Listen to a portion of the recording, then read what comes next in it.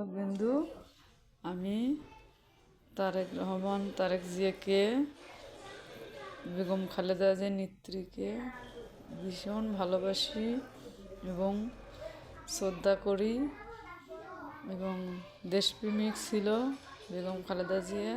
জিয়াউর রহমান ছিল দেশপ্রেমিক, তারেক জিয়াও আমাদের দেশপ্রেমিক, তারেক জিয়া ভাইও। তাই আমি অনুসরণ করি, সবসময় শ্রদ্ধা করি এবং গর্বিত করি। দর্শক ভাই, ধন্যবাদ সবাইকে, টিকটকবাসী, ফেসবুকবাসীদেরকে। আশা করি